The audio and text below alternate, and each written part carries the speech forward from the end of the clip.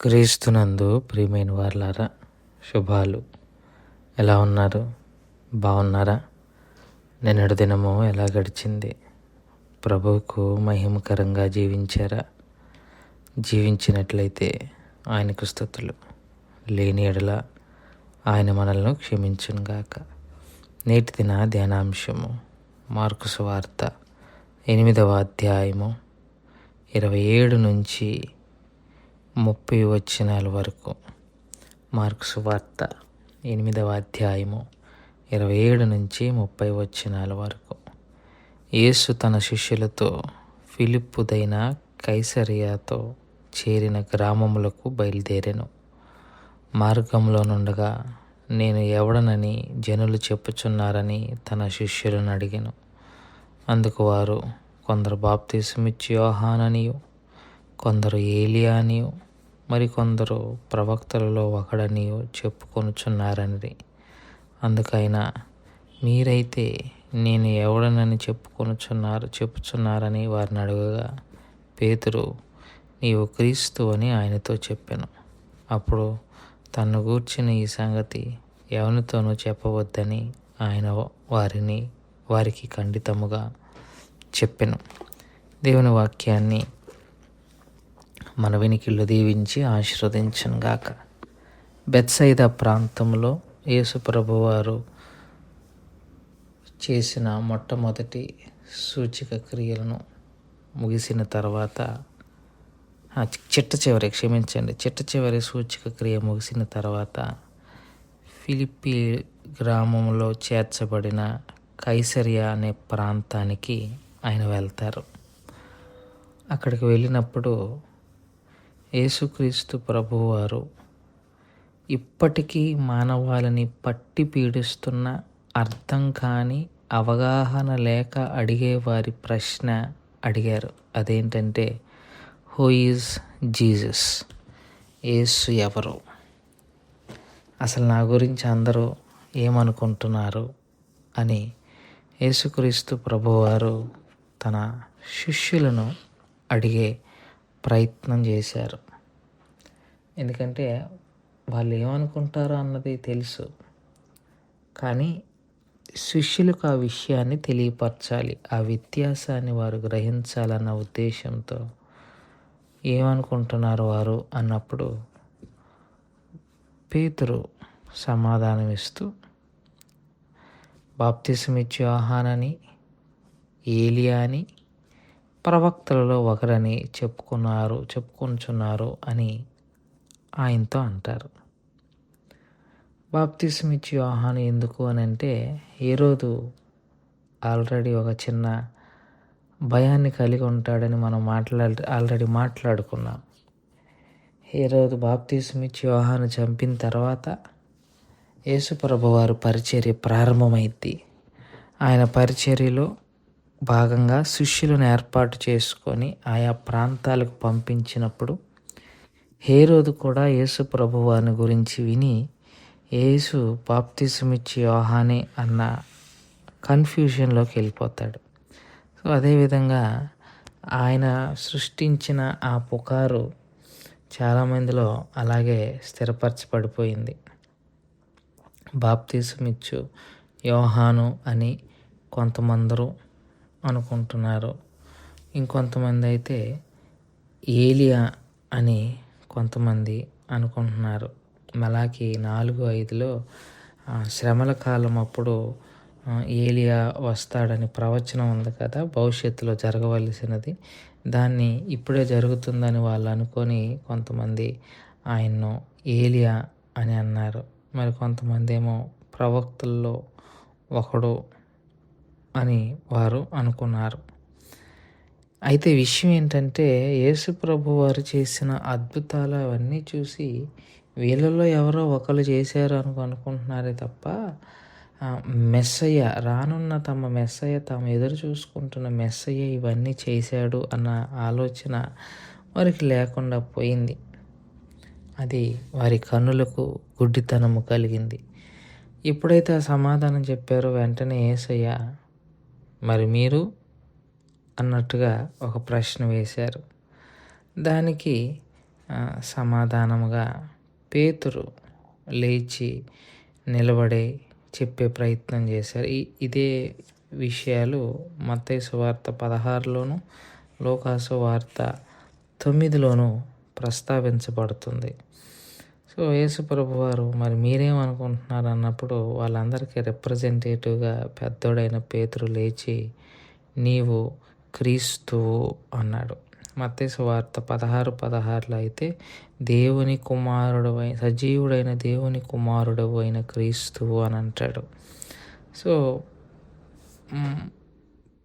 పేతురు యేసు ప్రభువారిని దేవుని కుమారుడైన క్రీస్తువు అంటున్నాడు. క్రీస్తు అనే మాటకు గ్రీకు పదము క్రిస్టోస్, హీబ్రూ పదము మెస్సిహా అనగా అనాయింటెడ్ వన్, అభిషిక్తుడు, అభిషేకింపబడినవాడు. ఒక రాయల్టీకి, ఒక రాజరికానికి ఇచ్చే బిరుదది అనాయింటెడ్ వన్ అని. సో ఆ మాటను వాళ్ళు పేతురు భక్తుడు చెప్తారు. 2 సంవత్సరాలు యేసు ప్రభు వారితో తిరిగిన తర్వాత పేతురు మిగతా శిష్యులకు యేసయ్య విషయంలో ఎట్లాంటి అనుమానం, డౌట్ లేదు. ఒకవేళ వాళ్ళ అనుమానంతో ఉన్న బయటికి నువ్వు యేసు అని నటించినా వారి హృదయ రహస్యం ఎరిగిన ప్రభు వెంటనే కనిపెట్టేస్తాడు. కానీ యేసయ్య పేతురు చెప్పిన సమాధానం వ్యాలిడ్ అని ప్రభువుకు అనిపించింది. అందులోనూ పౌలు మిగతా శిష్యులు కన్ఫామ్గా యేసయ్య విషయంలో ఆయన మెస్సయ్య అన్న విషయాన్ని వారు ఫిక్స్ అయిపోయారు. వారు స్వస్థతల విషయంలో కానీ మరొక విషయంలో కానీ యేసుని చూడటం లేదు. ఇవాళ చాలామంది యేసుని స్వస్థతల్లోనూ, ఆరోగ్యాల్లోనూ, ఉద్యోగాల్లోనూ, సంతానంలోనూ, పెళ్ళిళ్ళలోనూ చూస్తున్నారు. కానీ యేసయ్యను రక్షకుడు అని గమనించేవారు ఎవ్వరూ లేరు. ఇవాళ దౌర్భాగ్యం ఏంటంటే యేసయ్యను పరిమితి చేసేసింది క్రైస్తవ్యం. యేసయ్యను కేవలం వరాలు ఇచ్చేవాడిగా ఆయన్ను చూస్తుంది క్రైస్తవ సమాజం. అన్యులు అలా చూశారంటే అర్థం చేసుకోవచ్చు. కానీ అదే క్రైస్తవ కుటుంబాల్లో పుట్టి క్రైస్తవ బిడ్డగా ఎదిగినప్పటికీ కూడా యేసుని ఒక చిన్న పెట్టెలో పెట్టి అవసరాలను తీర్చే జీనీ బొమ్మలాగా ఆయన్ను తయారు చేయటం అన్నది కొద్దిపాటి దౌర్భాగ్యమైన పరిస్థితి. అయితే వారు మాత్రం యేసు ప్రభు వారి అద్భుతాలని చూశారు, ఆయన బోధనలు విన్నారు. ఆయన ప్రవర్తనను విన్నాక వారికి ఒక అంచనా వచ్చింది ఏంటంటే ఈయన రక్షకుడు, ఈయన అభిషిక్తుడు. ఆ టైటిల్ని పేతురు భక్తుడు యేసు ప్రభు వారికి ఇస్తున్నట్టుగా మనం చూస్తాం. ఆ తర్వాత యేసయ్య పేతురుతో అంటాడు. ఎప్పుడైతే పేతురు ఆ మాట అంటారో మత్తయి సువార్తలో మనం చూస్తాము. సిమియోను బరియోనా, నీవు ధన్యుడవు, రక్తమాంసములు నీకు వీటిని తెలియచేయలేదు కానీ పరలోకమందు ఉన్న తండ్రి నీకు ఈ విషయాన్ని తెలియజేశాడు అని అంటారు. సో ఇక్కడ ఒక చిన్న విషయాన్ని మనం గ్రహించుకోవాలి. విశ్వాసానికి కర్త, దాన్ని కొనసాగించువాడు దేవుడే. యోహాను సువార్త 6:44 ప్రకారము కుమారుని దగ్గరికి తీసుకొని వచ్చేది తండ్రే. కాబట్టి పేతురు ఆ మాట అన్నప్పుడు యేసయ్య అదే మాట అంటారు, నీకు ఇది తండ్రే తెలియపరిచాడు తప్ప ఇది నీ సొంత జ్ఞానం కాదు అని.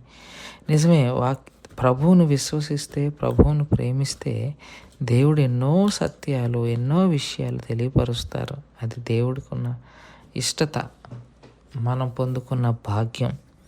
సో పేతుర్ని అలా మెచ్చుకుంటాడు, అది నీకు దేవుడే ఇచ్చాడు ఆ జ్ఞానం అని.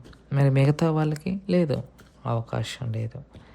అయితే ఈ విషయం తెలిసిన తర్వాత ఎప్పుడైతే పేతురు ఈ మాట అంటారో వెంటనే యేసయ్య అంటారు, ఈ సంగతుల గురించి ఎవరితోనూ చెప్పొద్దు అని ఖండితముగా, చాలా సీరియస్గా చెప్పాడు.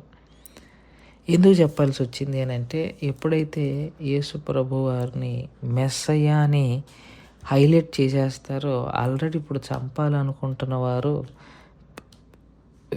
ఇప్పుడు అవకాశం దొరికిద్దా అని చూస్తున్నారు. ఎప్పుడైతే ఈ టైటిల్, ఇది ఇది యేసయ్యకు యేసయ్యకు ఉంచబడిన బిరుదే. అయితే యేసయ్య దాన్ని వాడుకలోకి తేవటానికి ఇష్టపడటం లేదు. కారణం ఏంటంటే వారు తెలుసుకున్నారనుకోండి, యూదులు, శాస్త్రులు, పరిసయ్యులు ఇక దొమ్మిగా వచ్చేసి ఆయన్ని ఏదో రకంగా పట్టుకొని వెళ్ళిపోయి ఆయన చంపేస్తారు. కానీ ఆయన సమయం ఇంకా రాలేదు. ఆయన వచ్చింది చనిపోవటానికి, కానీ ఆయన సమయం ఇంకా రాలేదు. ఇంకా ఆయన బోధించవలసిన సువార్త చాలానే ఉంది. చాలా ప్రాంతాలకు ఆయన చెప్పవలసిన విషయాలు ఉన్నాయి. అందుకే ఎవ్వరితో ఈ మాట చెప్పొద్దని యేసయ్య ఖండితంగా చెప్పారు. కూలంకషంగా ఈరోజు ధ్యానాంశంలో మనం నేర్చుకున్న విషయం ఏంటంటే, యేసు ఎవరో అది నీకు సొంత ప్రశ్న. నీకేమర్థమైందో ఒక చిన్న పెన్ను పేపర్ తీసుకొని రాయి. అది లేఖనాల సారంగా ఉందా లేమో చూసుకో. లేఖనానుసారంగా లేకపోతే మళ్ళీ నీ చేతిలో ఉన్న లేఖనాన్ని చదివి యేసయ్య ఎవరో అర్థం చేసుకోవటానికి ప్రయత్నం చేయి.